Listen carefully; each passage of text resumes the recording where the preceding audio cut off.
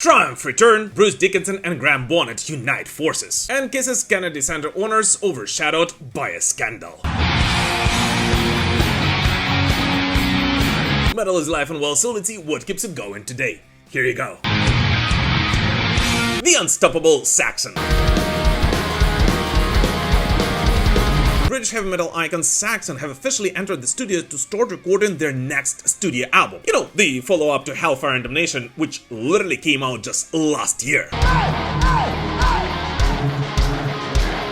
So this week the band shared photos of Nigel Glockler, Nibs Carter, Doug Scarrett and Brian Tedler laying down their parts, with a new record tentatively set for release for late 2026 already. And in addition to that, Biff Byford actually says that the songwriting has been underway for months, and they expect to finish work on it as soon as they wrap up their touring schedule. And here I just want to say that Saxon might actually be the hardest working band in heavy metal. Like, overall. As just a reminder, their latest studio album, Hellfire and Damnation, was released last year in 2024.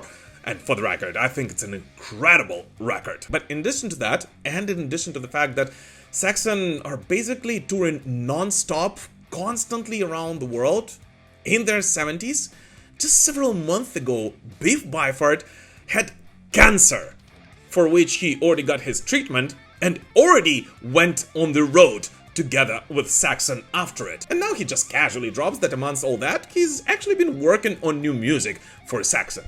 So, boys, I know that many of you actually watch this channel. First of all, it's an honor to be friends with you, but secondly, you're freaking legends! And I truly wish more younger heavy metal bands would take note of that kind of productivity.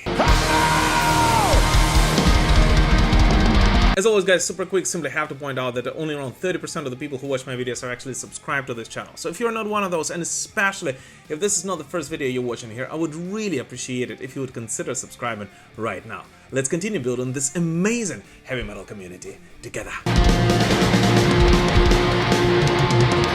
A collab of the year.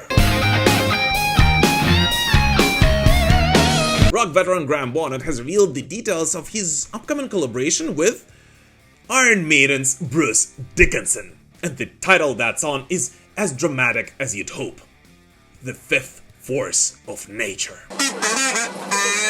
That's not an album. Even more, according to Graham Bonnet, Bruce has actually already laid down his parts, including the last verse, pre-chorus, final chorus, and even some ad-libs, while Graham will finish his vocals once his studio upgrades are complete. And apparently this song dives deep into an idea of a possible fundamental fifth force of nature, a theme Bonnet says fascinates him and scares the out of him, yet which by itself is a perfect fuel for a heavy and theatrical duet of two vocal powerhouses. What you looking at? And what makes this collaboration even cooler is that, well, many Iron Maiden fans know that Bruce Dickinson rarely does guest appearances. But apparently this time he immediately said yes, even telling someone in his band, "I never do this for anybody, but I will do it for Graham." Which of course is pretty understandable, given Graham Bonnet is, well, one of the most legendary vocalists of rock and roll overall, and who apparently was a huge inspiration for Bruce Dickinson himself when the legendary singer was just starting out his career in the late 70s. And just a reminder, the new Graham Bonnet Band album is apparently already in the making and will most likely see a light of day next year. And after this announcement, I don't know about you, but it automatically becomes a rather anticipated one for me. And here guys, a huge shout out and a thank you to all my patrons and YouTube channel members. And by the way guys, there is already a special video on the dark side and a lesser known part of Adrian Smith's career, which you can watch on both Patreon and YouTube for channel members right now. And it is a fun one, so definitely do not miss it. And also just wanted to say thank you to everyone who purchases Metal Blogger merch, and just wanted to point out that there's still time to get it before Christmas, and I'm more than happy to send it pretty much anywhere across the world. But most importantly, thank you guys from the bottom of my heart. Ozzy Osbourne's last words.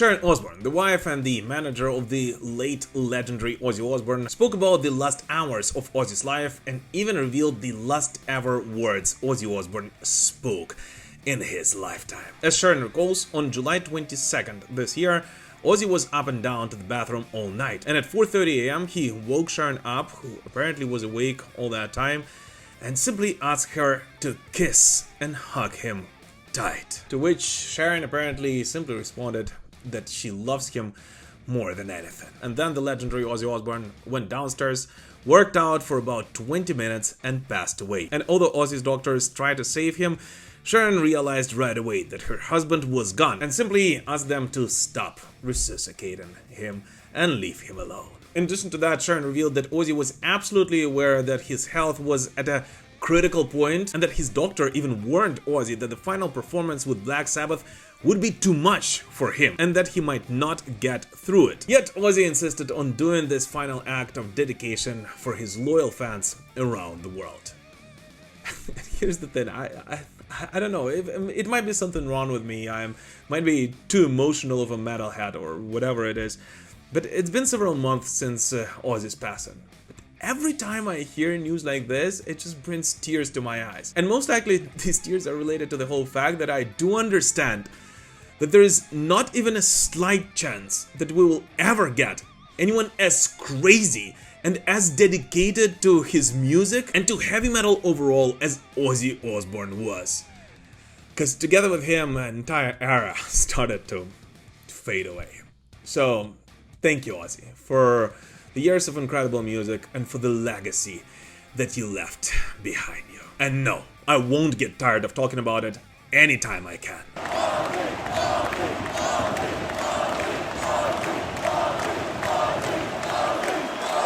Triumphant Return of the Legends.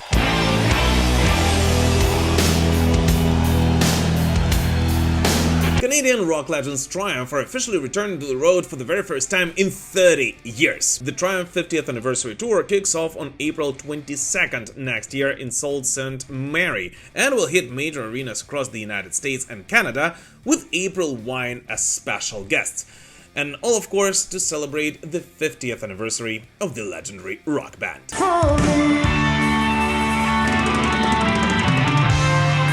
And right away, to get the most important question out of the way, yes, it will be a proper reunion of the legendary trio, with Rick Emmett on guitar and vocals, Mike Levine on bass and keyboards, and Gil Moore on drums and vocals, marking their first proper tour since 1993. But the most interesting thing is that they will actually not go out on the road as a power trio, but instead the tour will feature a 6-piece lineup with 3 additional musicians confirmed by Eddie Trunk, those being Phil Axe, Bon Jovi guitarist who also played and sang with Triumph in the early 90s, Brent Fitz, drummer for Slash, Fit Miles Kennedy and the Conspirators, and Todd Kearns, bassist and frontman of the Age of Electric and member of Slash's band alongside Fitz, which, in my opinion, is a pretty killer lineup. Now, in addition to all that, Triumph are also apparently preparing a large-scale immersive concert experience, whatever the flip that means, and I truly hope that it does not mean holograms in any way. But nevertheless, the upcoming show is supposed to blend modern staging and production with the band's classic arena rock sound. And Rick Emmett, who, by the way, several years ago said that there is no way he will ever go out on tour once again, has already hinted that he actually doesn't mind to expand this 50th anniversary tour if tickets for these dates sell out well. Which means that there is actually quite a high chance that Triumph are already preparing to bring their show to the other parts of the world as well next year.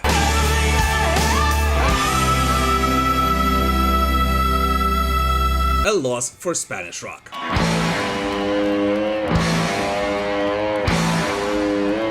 A tragic loss for the world of Spanish rock. Mastermind, vocalist, guitarist, and the only constant member of the Spain's most influential hard rockers Extremoduro, Roberto Robe Iniesta, passed away at the age of just 63 years old. This news was actually brought to me by our Spanish metal pilgrims, asking me to specifically talk about this in our upcoming Metal Digest.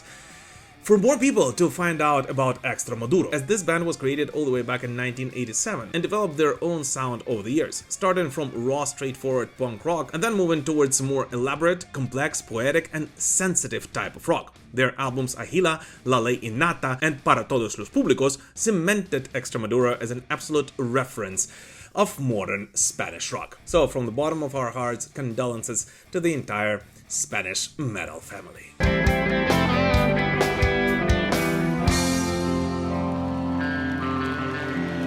And now the time has come for your favorite part of the video, so let's take a look at 5 latest metal releases from this week, which although did not get their own segments in this video, are still definitely worthy of your attention. German dark metal outfit Lord of the Lost released Opus Noir Volume 2 via Napalm Records, their second chapter in their sprawling Opus Noir trilogy. The record expands the band's conceptual narrative and it features guest appearances including Infected Rain, IMX, and others, weaving gothic atmospheres with melodic and dramatic elements throughout 11 tracks. Opus Noir Volume 2 continues the melancholic yet hopeful journey begun on Volume 1.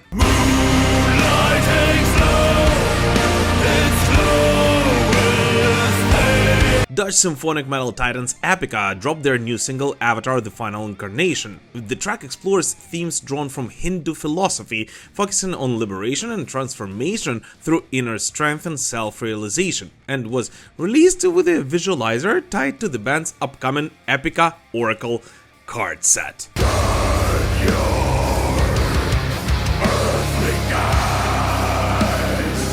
Norwegian metal veterans Vreid shared their single From These Woods along with an official music video as the first offering from their upcoming album The Skies Turn Black, due March 6, 2026 via Indie Records. The band describes the song as emerging fully formed from early demo sessions and deeply tied to their Sogna metal roots.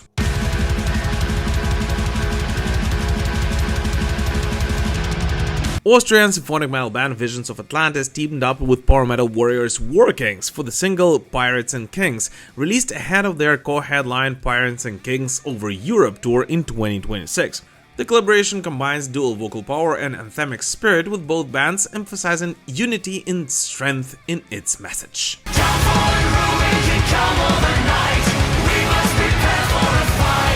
Los Angeles progressive metalcore unit Volumes dropped their 5th full-length Mirror Touch via Fearless Records, for now digitally, with physical copies to follow in early 2026. The album blends polyrhythmic heaviness and melodic interplay across 10 tracks, showcasing the band's signature mix of aggressive and clean vocals, as well as varied rhythmic depth.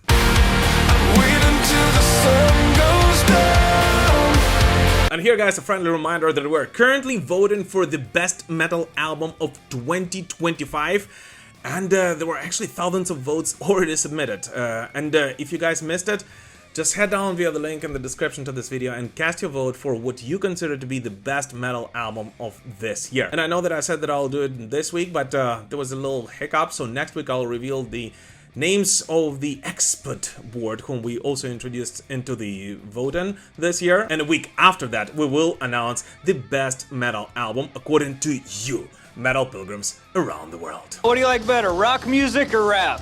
Rock music. Rock. Rock music. Rock. Neither is better. Music expresses what you feel. Rock. Tony Iommi gives back.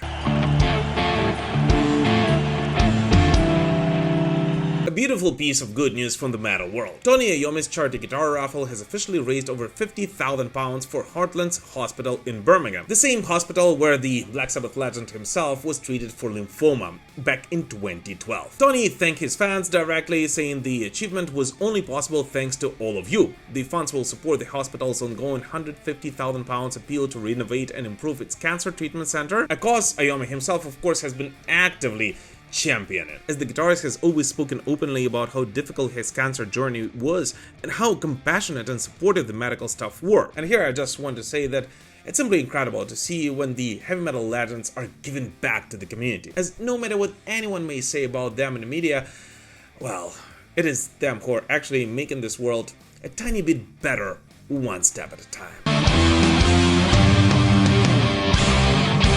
David Coverdale's Isolation. Here I go again on my own. The frontman and the mastermind of the legendary Whitesnake, David Coverdale, recently announced his complete departure from music. And this week, in addition to that, he announced that as a part of his retirement plan, he also decided to leave all of the social media platforms. In his new statement, Coverdale said that after those decades of interacting with fans on various platforms, from BBS on the Whitesnake webpage to Twitter, Instagram, Facebook, and even TikTok, he wants to fully engage in reflection on his career and, what is most importantly, his retirement and his family. And that's why he decided to withdraw himself from all of the social media platforms indefinitely. Which, if you ask me, is simply a great idea. Because I always believe that if you decided to retire, well, retire and live for yourself, and don't just use this announcement to half-ass your job and to somewhat try to stay afloat and engage with your fans so you're able to make some money without actually releasing any new music or going on tour. And especially since when it comes to someone like David Coverdale, well, he definitely deserved some peace. So congrats to you, David, and happy retirement to you, legend. The Kiss scandal.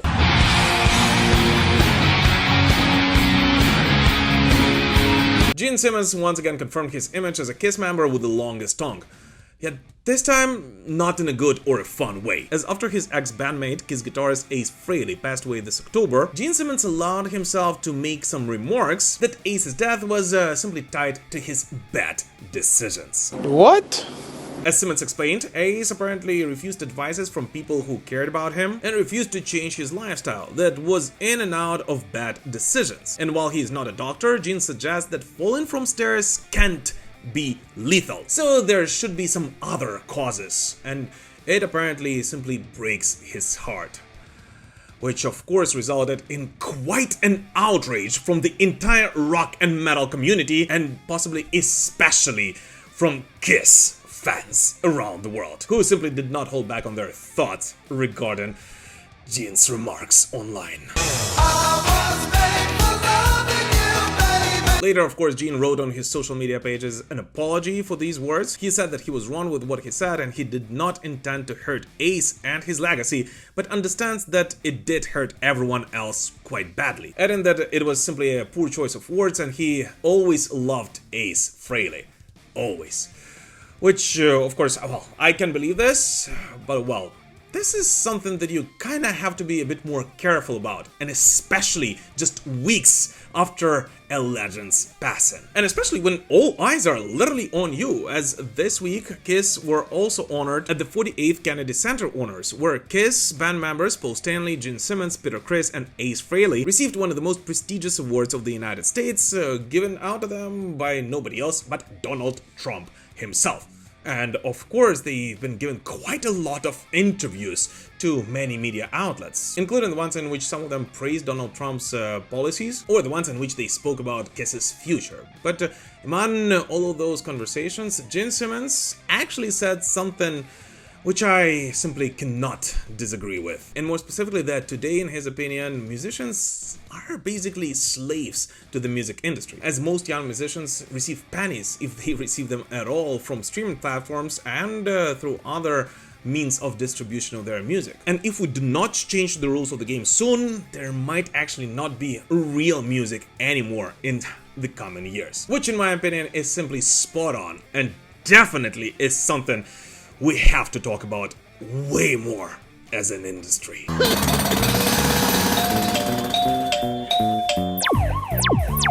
And by the way, guys, a couple of days ago we had a rather interesting poll and discussion going on my Instagram page. So I wanted to ask what you guys think about it. Should AI-generated music be banned from streaming platforms so that more royalties can be distributed to real musicians? Or do you think that all game is fair game? Please let us know in the comments. I'm really curious to find out what people actually think about it, and release a special episode with my thoughts on the channel very soon.